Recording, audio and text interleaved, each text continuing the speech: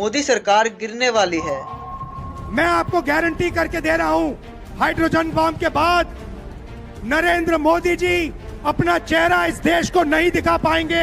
मोदी की पॉपुलैरिटी लगातार गिर रही है। बीजेपी का स्टेटस खत्म हो रहा है।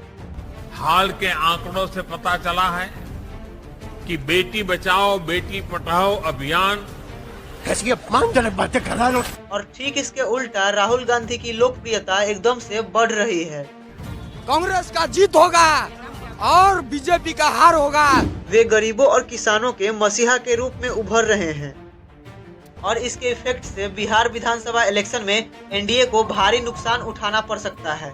भले यह बात आपको हैरान कर दे, मगर यही सच्चाई है। इसको अंजाम देने की पूरी रणनीति बन चुकी है और उसी को हम इस वीडियो में एक्सप्लेन करेंगे। इस वीडियो में हम बेफिजूल की इधर उधर की बातें नहीं करेंगे, बल्कि प्रॉपर फैक्ट्स और कैलकुलेशन के साथ बताएंगे कि कैसे इस बार बिहार इलेक्शन की वजह से सेंट्रल गवर्नमेंट का तख्ता पलट हो सकता है। और साथ ही राहुल गांधी के फुल स्ट्रेटजी पर भी बात करेंगे और समझेंगे कि कैसे अब वो पप्पू नहीं बल्कि इंटेलिजेंट और एजुकेटेड पॉलिटिशियन के रूप में उभर रहे हैं।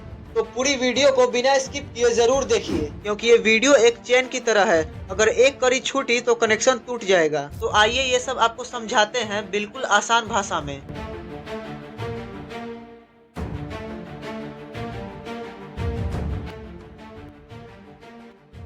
तो 2014 में नरेंद्र मोदी पहली बार भारत के प्रधानमंत्री बने।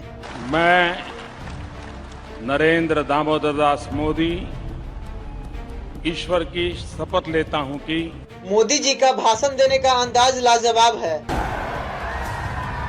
नमस्ते ऑस्ट्रेलिया। और यही वजह है कि मिडिल क्लास फैमिलीज उनकी स्टोरी से काफी ज्यादा रिलेट करती है। सोशल मीडिया पर मजबूत प्रभाव के साथ ही उन्होंने कुछ ऐसे काम किए जिनकी वजह से जनता में उनकी छवि एक स्ट्रॉन्ग लीडर की बन गई। नोटबंदी, सर्जिकल स्ट्राइक, आर्टिकल 370 को हटाना, ये कुछ ऐसे फैसले थे जिनकी वजह से पीएम मोदी की इमेज काफी मजबूत तरीके से उभर कर लोगों के सामने आई। पिछले 10 सालों में उनकी लोकप्रियता में काफी तेजी से इजाफा हुआ। हमको मोदी चाहिए। मोदी हमारा पति, हमारा भाई, हमारा बाप, हमारा गुरु है। और इन्हीं कारणों से 2024 में वे तीसरी बार प्रधानमंत्री बने। मैं नरेंद्र दामोदर दास मोदी। लेकिन इसी के साथ ही लोगों को यह भी समझ में आ गया कि अब बीजेपी का डाउनफॉल शुरू हो चुका है।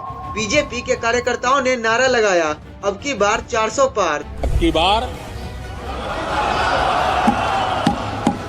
हर जगह इसी मुद्दे पे चर्चा चल रही थी। Social media, news, exit poll, हर तरफ यही आंकड़े सामने आ रहे थे कि बीजेपी इस बार 400 से अधिक सीटें जीत सकती है। Bharatiya Janata party lead NDA 401 पहुंच सकता है। व्यूअर्स, इस सबसे बड़ी खबर इस वक्त की जो हमारे एग्जिट पोल से निकल कर के आई, एनडीए 400 क्रॉस कर सकता है। लेकिन जब इलेक्शन का रिजल्ट आया तो यह बीजेपी के लिए बिल्कुल चौंकाने वाला खबर था। 2019 में जहां बीजेपी को 303 सीटें मिली थी, वहीं अब की बार केवल 240 सीटों पर ही सिमट गई। नीतीश कुमार, चंद्रबाबू नायडू और चिराग पासवान की बदौलत एनडीए की सरकार तो बन गई, मगर इस जीत ने अनेकों सवाल पैदा कर दिए। जहां एनडीए और बीजेपी की सीटें पहले के मुकाबले कम हो गई, वहीं इंडिया अलायंस को पिछले इलेक्शन के मुकाबले काफी अच्छा सपोर्ट मिला। इस पूरे मामले ने सभी के मन में कई सवाल पैदा कर दिए। क्या बीजेपी का इम्पैक्ट खत्म हो रहा है? क्या मोदी के पॉलिटिकल एजेंडा फेल हो रहे हैं? क्या बिहार इलेक्शन में बीजेपी हार का सामना करेगी? और क्या आने वाले चुनाव में पीएम मोदी की जगह राहुल गांधी प्रधानमंत्री बनेंगे? और इसका जवाब शायद हाँ है, जिसे मैं फैक्ट्स और डेटा के साथ इस वीडियो में प्रूफ कर दूंगा। और साथ ही राहुल गांधी की एक ऐसी डार्क स्ट्रेटजी के बारे में बताऊंगा जिसे सुनकर आपका होश उड़ जाएगा। तो आइए ब्रेकडाउन करते हैं उस डेटा और कैलकुलेशन को, जो आपको दिखाएगा कि कैसे अपकमिंग बिहार इलेक्शन में बीजेपी शायद अपनी सरकार बनाने में नाकाम रहे। लेकिन पहले समझते हैं उन पॉइंट्स को जो इलेक्शन की डायरेक्शन बदल सकते हैं। बिहार विधानसभा में कुल 243 सीटें हैं और सत्ता हासिल करने के लिए किसी भी पार्टी को चाहिए कम से कम 122 सीटें। इस बार चुनाव में मुकाबला है एनडीए और इंडिया अलायंस के बीच। फिलहाल अभी तक जो सर्वेज आए हैं उनके अकॉर्डिंग एनडीए को थोड़ी बढ़त मिलती दिख रही है, यानी बीजेपी और नीतीश कुमार की पार्टी जेडीयू एक बार फिर से सत्ता में आ सकती है। मगर इस बार सीन थोड़ा अलग है। प्रशांत किशोर की पार्टी जन स्वराज भी मैदान में है। कई सर्वे के मुताबिक ये पार्टी कुछ सीटें जीतकर किंग मेकर यानी गेम चेंजर बन सकती है। हालांकि यह सिर्फ एक अनुमान है, अंतिम फैसला तो जनता के हाथ में है। फिलहाल में एनडीए की पकड़ मजबूत लग रही है, लेकिन सिर्फ एक पहलू से हम रिजल्ट का अंदाजा नहीं लगा सकते, क्योंकि अब जो मैं बताने जा रहा हूँ वो पूरा पॉलिटिकल इक्वेशन बदल सकता है। नीतीश कुमार जो अपने बार बार पलटी मारने के लिए मशहूर हैं, अमित शाह ने क्लियरली कहा है अगर एनडीए बिहार इलेक्शन जीतती है तो नीतीश कुमार ही मुख्यमंत्री बने रहेंगे। लेकिन पिक्चर यही खत्म नहीं होती, अभी तो असली ट्विस्ट बाकी है, क्योंकि नीतीश कुमार का पास्ट रिकॉर्ड बताता है कि वो समय और राजनीतिक माहौल देखकर पलटी भी मार सकते हैं। अभी बिहार में करीब 48% से ज्यादा लोग सरकार से नाराज हैं। ऐसे में अगर चुनाव के माहौल में बदलाव आता है तो नीतीश कुमार का झुकाव एक बार फिर से इंडिया गठबंधन की तरफ हो सकता है। अगर ऐसा हुआ तो सोचिए, जेडीयू के 12 सांसद एनडीए छोड़कर इंडिया अलायंस में चले गए तो मोदी सरकार माइनॉरिटी गवर्नमेंट में आ जाएगी और सत्ता का समीकरण पूरी तरह बदल जाएगा। यानी नीतीश कुमार का एक फैसला दिल्ली तक की राजनीति हिला सकता है। बिहार इलेक्शन को लेकर प्रशांत किशोर ने एक बड़ी बात कही है, जिससे एनडीए के लिए खतरे की घंटी बज गई है। पीके का कहना है कि नीतीश कुमार की जेडीयू इस बार बहुत ही खराब प्रदर्शन करेगी और शायद 25 सीटों के आंकड़े तक भी न पहुंच पाए। पीके यह भी कहते हैं कि उनकी पार्टी जन स्वराज 243 सीटों पर लड़ेगी। ऐसे में बीजेपी के वोट बिखर जाएंगे और बीजेपी 100 सीटों से नीचे जा सकती है। अगर बाई चांस ऐसा हुआ तो केवल बिहार नहीं, पूरे देश की राजनीति पर असर पड़ेगा।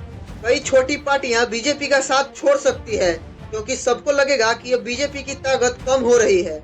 हालांकि ये तो सिर्फ एक संभावना है, लेकिन राहुल गांधी ऐसी चाल चलने वाले हैं जो पूरी पॉलिटिक्स को बदल कर रख देगा। इसे जानने से पहले उस शख्स को जान लीजिए जो इस बार बिहार की पॉलिटिक्स का सबसे बड़ा हेडलाइन बन चुका है, और वो नाम है तेजस्वी यादव। ग्राउंड रिपोर्ट्स और सर्वेज की माने तो लगभग 35% लोग उन्हें मुख्यमंत्री के रूप में देखना चाहते हैं, जो नीतीश कुमार के 23% से अप्रोक्स डबल है।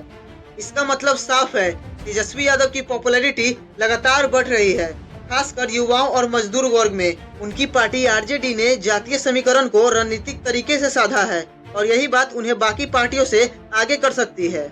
अगर हालात ऐसे ही बने रहें तो इंडिया गठबंधन यानी आरजेडी, कांग्रेस और अन्य दल मिलकर बिहार में खेल पलट सकते हैं। इसका असर केवल बिहार तक सीमित नहीं रहेगा, बल्कि केंद्र की राजनीति में भी झटका लग सकता है। तेजस्वी अब सिर्फ बिहार के नेता नहीं, बल्कि देश की राजनीति में भी एक महत्वपूर्ण चेहरा बनकर सामने आ रहे हैं।